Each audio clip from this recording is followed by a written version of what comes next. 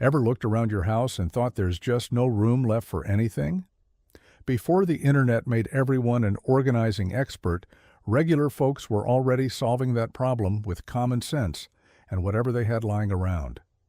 Today we're exploring 30 genius hillbilly hacks that doubled your storage without adding a single square foot. Let's start with baby food jars screwed under a shelf. This might be the granddaddy of all hillbilly storage hacks. Somebody back in the 1950s figured out that if you screwed the lid of an empty baby food jar to the underside of a wooden shelf, you could twist the jar right up into that lid and have a perfectly visible container for nails, screws, and washers. The beauty was the glass. You could scan a whole shelf in seconds without pulling anything down. By the 1960s, this trick had spread through garages and workshops across America, passed from father to son. Hardware stores never sold a product that worked half as well, and the only cost was a jar of strained peas your baby was going to eat anyway. Gerber, Beechnut, and Heinz jars all worked, but most people swore by the Gerber jars because the lids were thicker. Some of those shelves are still hanging in garages today, lids rusted brown, but jars still turning just fine after 40 or 50 years. Coffee cans for loose parts. Before plastic bins lined every store shelf, the Folgers can and Maxwell House tin were the kings of American storage. Every garage had a row of them, each stuffed with a different category of small items. Nails in one, bolts in another, electrical connectors in a third. The standard 3-pound coffee can was practically engineered for the job, sturdy enough for heavy screws, wide enough to get your hand inside, and it came with a plastic snap lid that stayed put. By the late 1970s, some folks had entire wall systems built from coffee cans nailed to a 2x4. You'd walk into a shop and see 15 or 20 cans all in a row, each one labeled with a strip of masking tape. The slight smell of old grounds mixed with motor oil became the unofficial scent of every American workshop. When companies switched to thin plastic containers in the 1990s, old-timers mourned the loss of the greatest free storage container ever made. Pegboard walls. Masonite pegboard hit the market in the 1950s, and within a decade it was hanging in nearly every garage and workshop in the country. A 4x8 sheet cost a couple of dollars, and with metal hooks at about 10 cents each, you could turn a bare wall into a fully organized tool display. The genius was that nothing sat in a drawer. Every hammer, wrench, and screwdriver hung right in the open. Serious organizers traced each tool's outline with a marker, so you always knew what was missing. That trick became so common it wound up in military maintenance manuals. Pegboard changed the philosophy of storage from hiding things in boxes to displaying them on walls where you could see everything at a glance. A well-organized pegboard wall could hold 200 tools in 8 square feet. It's still sold in every hardware store today, and despite 100 fancier systems hitting the market since, nothing has truly replaced the original. Crown Royal bags. Crown Royal whiskey has been packaged in purple drawstring bags since the 1960s, and thrifty Americans decided those bags were too nice to throw away. They became the universal small item container for a generation. Marbles, dice, coins, jewelry, fishing lures, spare buttons, shotgun shells. If it was small and needed a home, it went in a Crown Royal bag. Some families had dozens stuffed in drawers. Hunters used them for calls and gear. Seamstresses filled them with notions. Kids stored marble collections in them.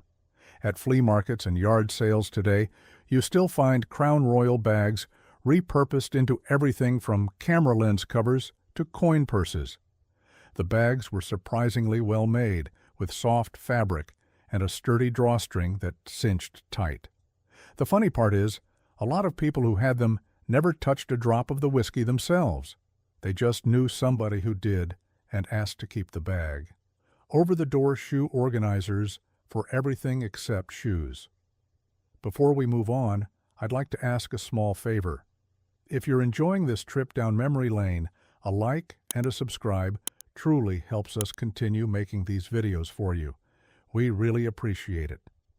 The clear pocket over-the-door shoe organizer showed up in the early 1980s, and almost immediately, folks realized it was terrible for shoes, but perfect for everything else.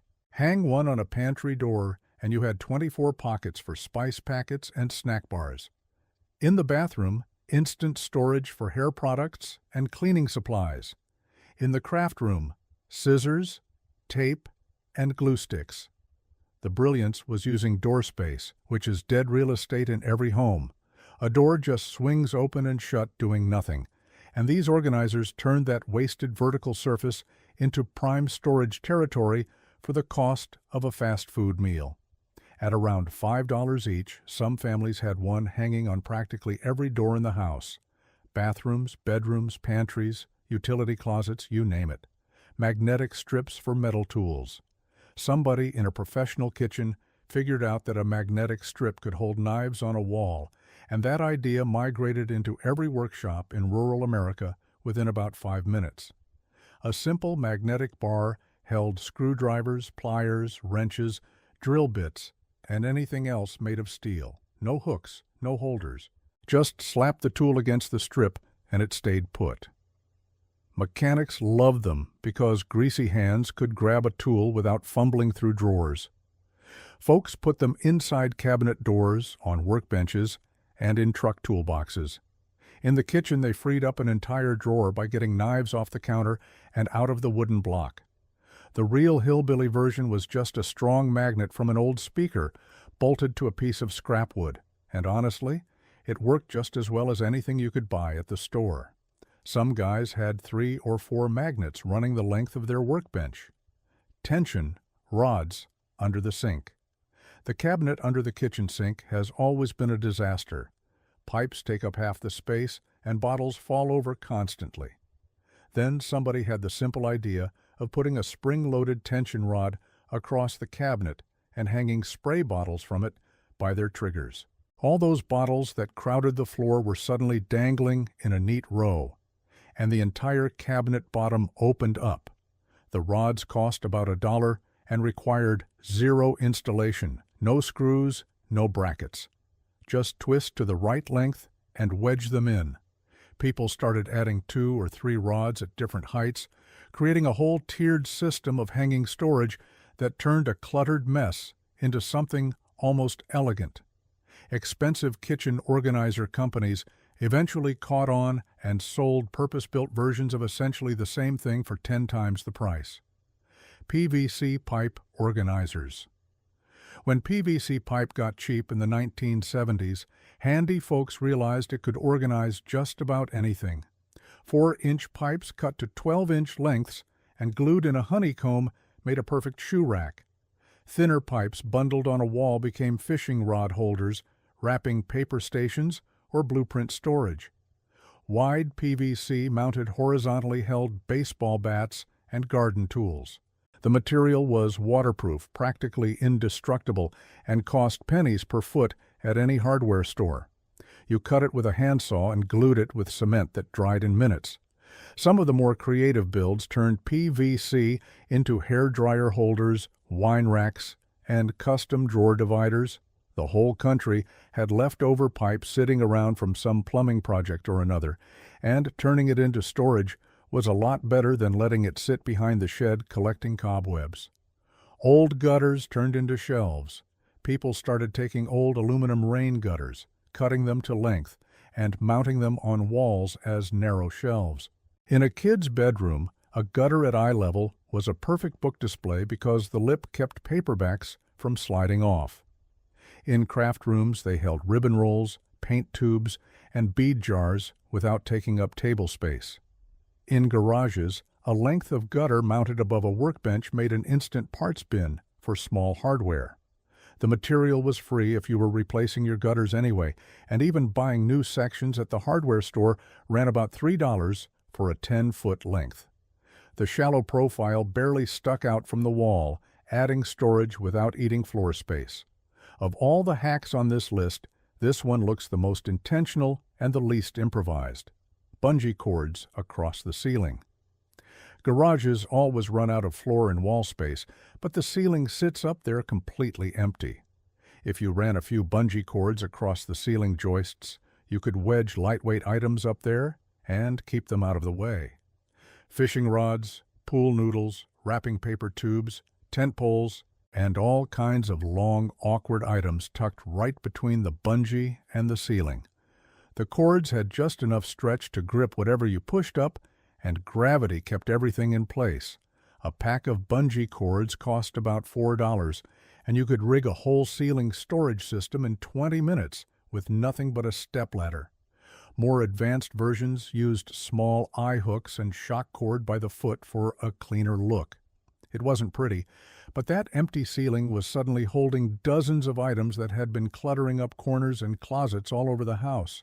Bread ties and tape labels. Every loaf of bread came with a plastic clip or twist tie, and frugal folks saved everyone. Those little bread clips turned out to be perfect for labeling power cords. Write what the cord belongs to on the flat surface, snap it near the plug, and in a power strip with 6 cords, you could identify every single one without tracing it. Twist ties bundled loose cords together, sealed bags, attached things to pegboard hooks, and kept Christmas lights organized in storage. Masking tape with a Sharpie label went on every box, bin, and container in the house. The philosophy was simple. If you can't see what's inside, label it. These tiny free items prevented the #1 storage problem in America, which was owning stuff you couldn't find. Egg cartons for small parts. Styrofoam and cardboard egg cartons had a second career in nearly every home. Once the eggs were gone, the carton became a 12-compartment organizer. In the sewing room, each cup held a different button color. In the workshop, different sizes of screws and tacks. Kids used them for beads, coins, and rock collections. Fishermen sorted hooks, sinkers, and small lures in them. Some folks cut the lids off and slid the bottoms into drawers as instant dividers. Others glued several together for a larger sorting tray. The only downside was durability.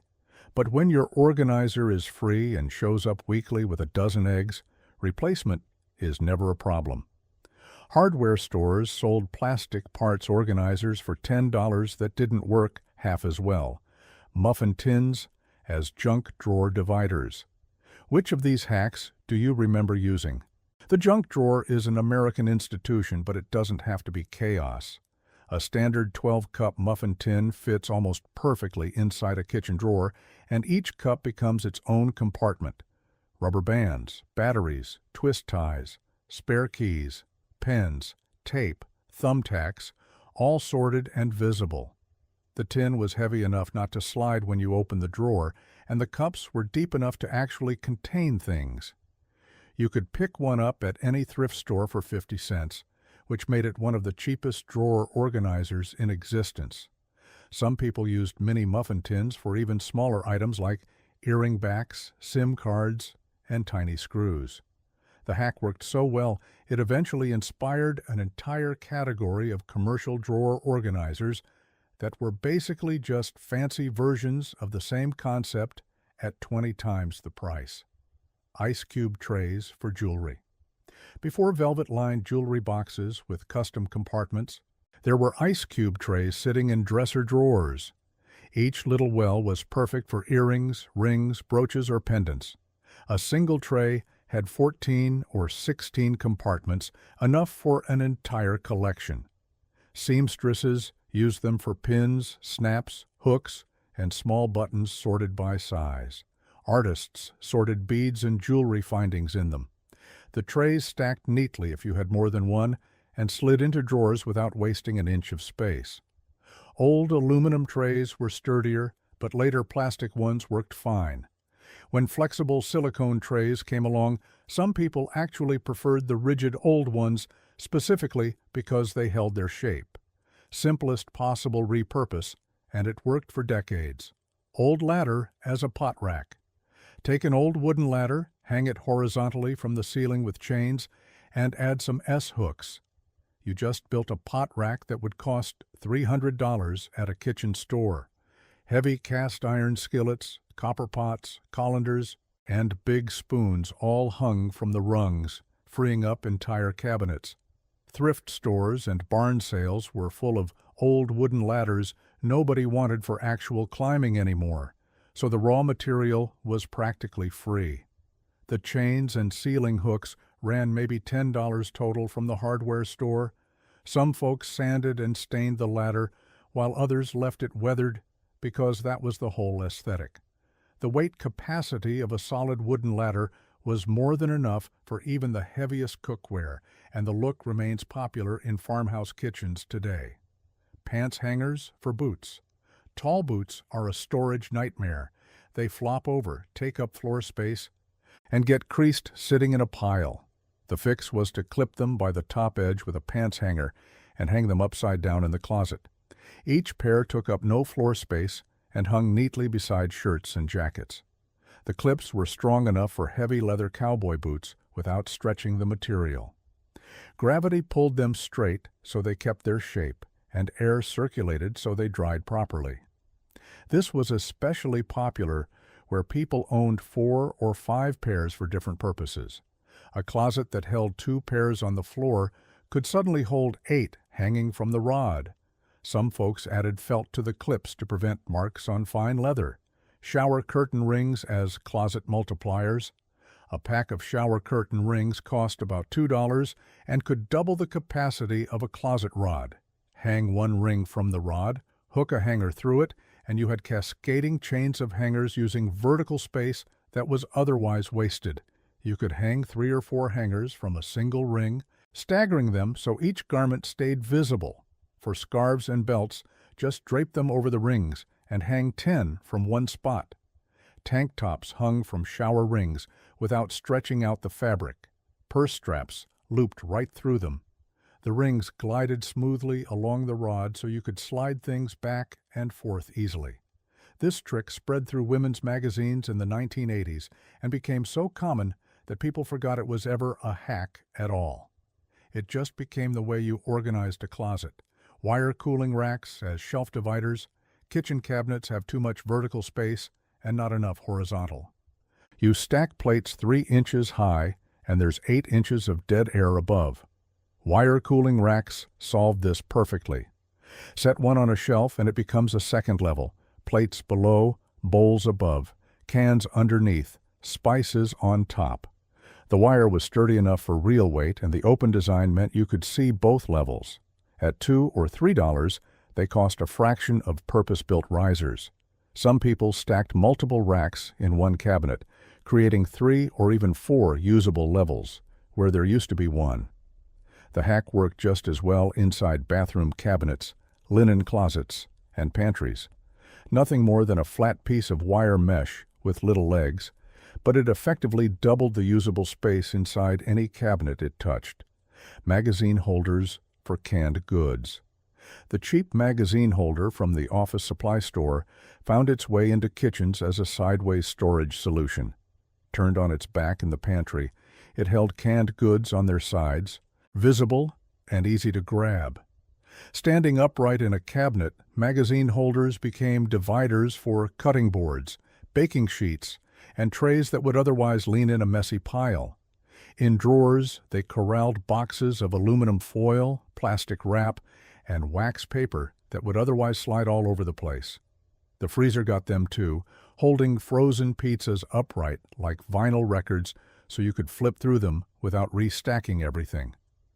They worked in bathrooms for flat irons, in offices for folders.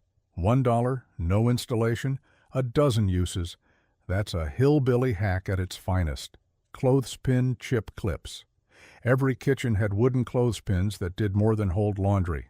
They were the original chip clip, sealing bags of chips, cereal, frozen vegetables, rice, and pasta. They clipped recipes to a cabinet door at eye level while you cooked. They held damp dish towels on the edge of the counter. They clamped flashlights to shelves when you needed both hands free. Strung on a line inside a closet, they held gloves in matched pairs. At $2 for 50, they were absurdly cheap and lasted years. The spring-loaded kind gripped hard enough to hold thick bags in the freezer. Commercial chip clips eventually showed up at $5 for two, but anyone who grew up with clothespins knew the original worked better and cost almost nothing. Old dresser drawers under the bed. Share your favorite storage hack memory in the comments. When an old dresser gave out, the drawers lived on. Pulled from the frame, a dresser drawer was exactly the right shape to slide under a bed. Off-season clothes, extra blankets, shoes, gift wrap, anything that needed a home went in. The built-in handles made them easy to pull out. Some folks added caster wheels for smoother rolling. Others lined them with contact paper. A queen bed could fit 4 to 6 drawers underneath, which was basically an entire dresser's worth of storage hiding in plain sight. It cost nothing. It looked tidy with a bed skirt draped over the edge, and it used space that would otherwise just collect dust bunnies. When commercial underbed bins were invented, they were just cheaper versions of this same idea. Nails in the wall. Before coat racks or fancy hooks, there were just nails by the back door. A row of 16 penny nails driven into a stud at a slight upward angle held hats, jackets, scarves, dog leashes, and grocery bags. The nail disappeared behind whatever hung on it, so it looked intentional rather than improvised. Farmhouse mudrooms might have 20 nails in a row, one for every family member, plus a few extras for visitors. The whole installation took 5 minutes and a hammer. No level needed, no measuring tape, no drywall anchors. Some people used finishing nails for a cleaner look or bent them upward so things wouldn't slide off. Not elegant, but it got every coat off the chair and every hat off the counter. Stacking milk crates. The plastic milk crate might be the most versatile storage container in American history. Millions were borrowed from behind grocery stores starting in the 1960s. Stacked on their sides, they became bookshelves in every dorm room. In garages, they held tools and sports equipment. In closets, they stacked floor to ceiling for folded clothes, shoes, and handbags. They were strong enough to stand on, which meant they doubled as step stools. Zip-tied together, they formed modular shelving units you could rearrange in minutes. Dairy companies estimated they lost millions of crates a year to household use and stamped them with property warnings. But that didn't slow anyone down. A good milk crate was too useful to leave behind a store. Tension rods inside cabinets. The same spring-loaded rods that held curtains found another life inside kitchen cabinets. Wedged vertically between shelves, a tension rod became a divider, keeping cutting boards, baking sheets, and trays standing upright. You could pull one item without moving 6 others. Horizontally near the top of a tall cabinet, they created hanging rails for spray bottles. In the pantry, they held baskets to create a second tier. 0 hardware required. No drilling, no screws, no measuring for brackets. They adjusted to any width with a simple twist and came out just as easily if you changed your mind. At $1 or $2 each from the discount store, they might have been the most cost-effective cabinet organizer ever invented, and they never damaged a single surface. Command hooks everywhere. When 3M introduced the command hook with damage-free adhesive in the mid-1990s, it was like giving renters permission to finally organize. You could hang anything on any surface without a single hole. Inside cabinet doors, they held measuring cups and pot holders. On bathroom walls, hair tools and razors. In closets, extra points for bags and scarves. On the fridge, towels and grocery lists. The hooks came in dozens of sizes, from tiny wire hooks for Christmas lights to heavy-duty versions rated for 7 pounds or more. Renters who couldn't put nails in their walls went absolutely wild with them. Some apartments had 30 or 40 command hooks on every available surface, turning dead wall space into functional storage throughout the entire home. The strips really did come off clean, which meant you could reorganize whenever you wanted without consequence. Spice racks for craft and tool storage. A wall-mounted spice rack worked just as well in a workshop, craft room, or bathroom. The small shelves held tiny bottles of acrylic paint, model glue, or wood stain perfectly. In bathrooms, they organized nail polish and medication bottles. In garages, they corralled touch-up paint and super glue. The tiered design made everything visible. A basic wooden rack at a thrift store cost $2 and held 20 or 30 small containers in a footprint, barely bigger than a sheet of paper. Mounted inside a cabinet door, it used space that was completely wasted before.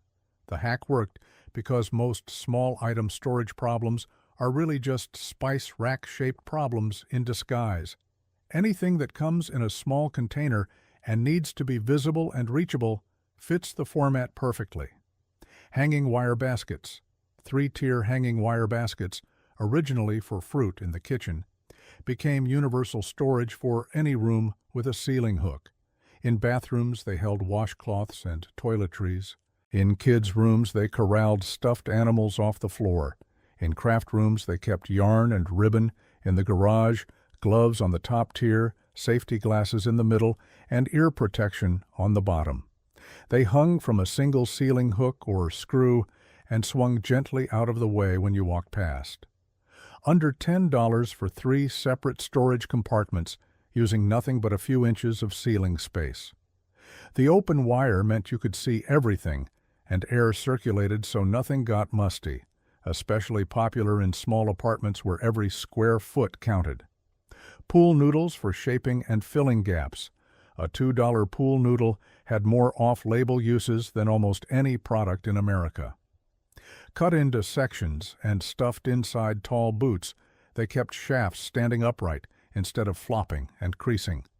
Sliced lengthwise and wrapped around hangers, they became padded hangers that wouldn't dent sweaters. Short pieces slit down one side became bumper guards on sharp furniture edges when toddlers were learning to walk. Thin slices became gap fillers behind beds and couches to keep remote controls from falling into the crack. A full-length noodle wedged behind a car's back seat kept grocery bags from tipping over on the drive home. In garages, noodles on the wall protected car doors from dings. The foam was cuttable with a bread knife and basically indestructible. For $2, you got 6 feet of material solving a dozen problems around the house. Toilet paper tubes for cord storage.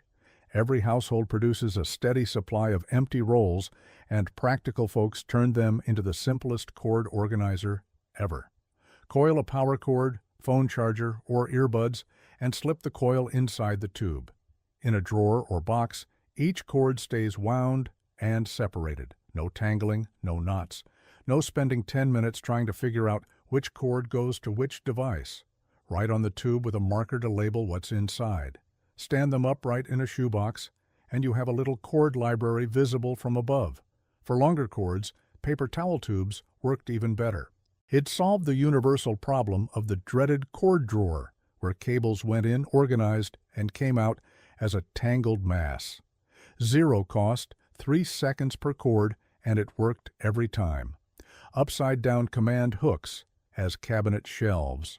This last one is so simple, it's almost annoying. Mount 2 command hooks upside down inside a cabinet about 8 inches apart.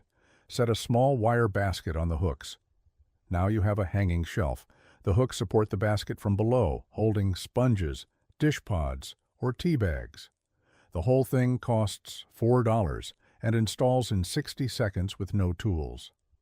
Under the bathroom sink, it holds cotton balls, hair ties, and small tubes of toothpaste. Under the kitchen sink, it lifts frequently used items up and out of the clutter below. Most cabinet doors have 6 to 10 inches of completely unused space between the door surface and the nearest shelf, and this hack fills that gap perfectly. It's the kind of solution that makes you look around the entire house wondering what other dead space you've been walking past and ignoring for years. Thanks for joining us on this trip down memory lane. If you enjoyed the video, give it a like and share it with a friend. And don't forget to subscribe.